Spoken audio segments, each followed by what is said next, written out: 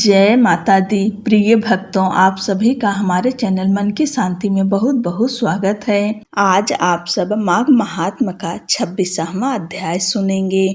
आप सभी भक्तों का आज की कथा में स्वागत है। पथिक कहने लगा कि हे प्रेत, तुमने सारस के वचन किस प्रकार और क्या सुने थे, सो कृपा करके कहिए। प्रेत कहने लगा कि इस वन में कुहरा नाम की नदी पर्वत से निकलती है। मैं घूमता घूमता उस नदी के किनारे पहुंचा और थकावट दूर करने के लिए वहां पर ठहर गया। उसी समय लाल मुख और तीखे दांतों वाला एक बड़ा बंदर वृक्ष से उतरकर जल्दी से वहां पर आया जहां एक सारस सोया हुआ था। उस चंचल बंदर ने कई एक पक्षियों को देखकर उस सोए हुए सारस को दृढ़ता से पैरों से पकड़ लिया और तो सब पक्षी उड़कर वहां से चले गए, परंतु सारसी भयभीत होकर विलाप करती हुई वहीं पर रुक गई। नींद के दूर होने तथा भय से नेत्र खोलकर सारस ने बंदर को देखा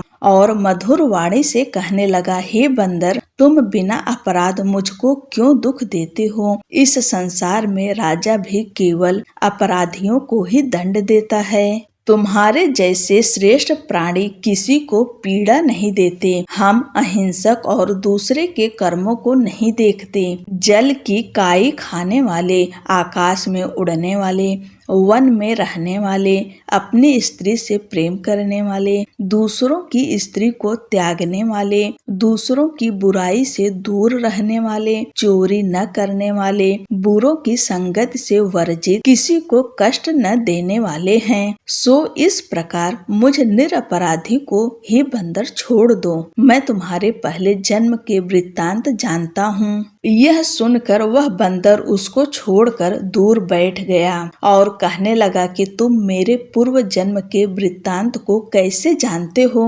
तुम अज्ञानी पक्षी हो और मैं वन में घूमने वाला हूँ। सारस कहने लगा, मैं अपनी जाति की स्मृति के बल से तुम्हारे पूर्व जन्म का सब वृत्तांत जानता हूँ। तुम पूर्व जन्म में विंध्य पर्वत के राजा थे और मैं तुम्हारे कुल का पूज्य पुरोहित था। तुम राजा होकर अपनी प्रजा को पीड़ा दिया करते थे।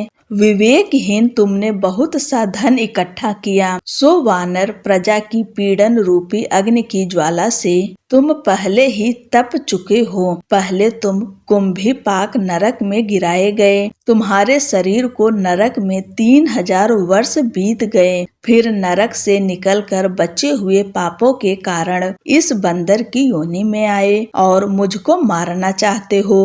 पूर्व जन्म में तुमने ब्राह्मण के बाग से लूटकर बलपूर्वक फल खाए थे। उसका यह भयंकर फल हुआ कि तुम वानर और वनवासी हुए। प्राणी अवश्य में अपने किए हुए कर्मों को भोगता है, इसको देवता भी नहीं हटा सकते। इस प्रकार मैं सारस का जन्म लेकर भी अज्ञान से मोहित नहीं हुआ। इतनी कथा कहकर वानर कहने लगा कि यदि ठीक ही जानते हो तो बताओ, तुम पक्षी कैसे हुए? सारस कहने लगा कि मेरी दुर्गति का कारण भी सुनो।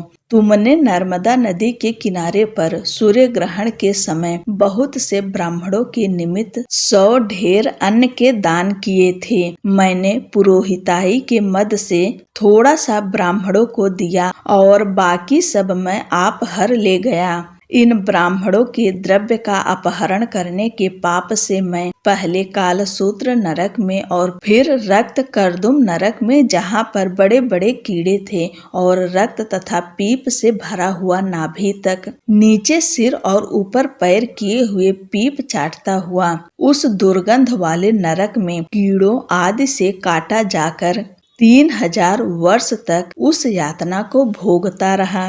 मैं नरक के दुख का वर्णन नहीं कर सकता।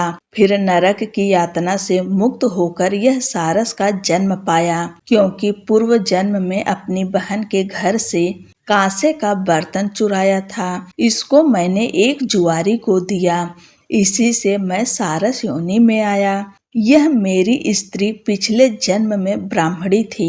इसने भी कांसे की चोरी की थी, इसी से यह मेरी स्त्री और सारसी हुई। यह सब मैंने तुमसे कर्म फल कहा। अब भविष्य की बात भी सुनो। अब मैं, तुम और यह मेरी स्त्री भी हंस होंगे और काम रूप देश में सुख से निवास करेंगे। फिर इसके पश्चात गौर योनि में और फिर जाकर दुर्लभ मनुष्य योनि को प्राप्त होंगे। इसमें मनुष्य पाप और पुण्य दोनों ही कर सकता है। इस प्रकार शिव की माया से यह सारा जगत मोह को प्राप्त होता है। न केवल हम ही परंतु इस संसार के सभी जीव प्रवृत्ति मार्ग में फंसकर अच्छे और बुरे कर्म करते और उनका फल भोगते हैं। इसलिए सब प्राणियों को धर्म का सेवन करना चाहिए। देवता, असुर, मनुष्य, व्याघ, कीड़े मकोड़े सभी से कंटक रूपी मार्ग नहीं छूटता। केवल वेदांत जानने वाले योगी ही इस मार्ग से बच सकते हैं।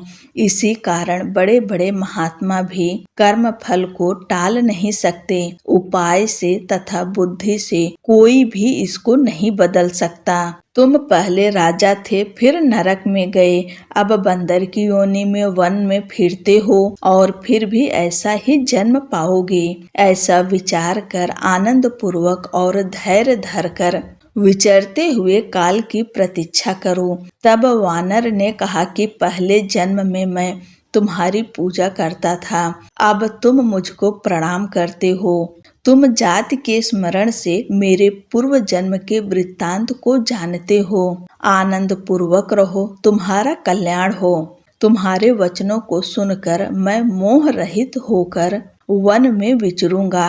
प्रेत कहने लगा कि हे पथिक, मैंने नदी के तट पर बंदर और सारस का यह संवाद सुना। तब मुझको बोध हुआ और मोह तथा शोक का नाश हुआ। बोलो लक्ष्मी नारायण की जय। आज की कथा यहीं पर समाप्त होती है।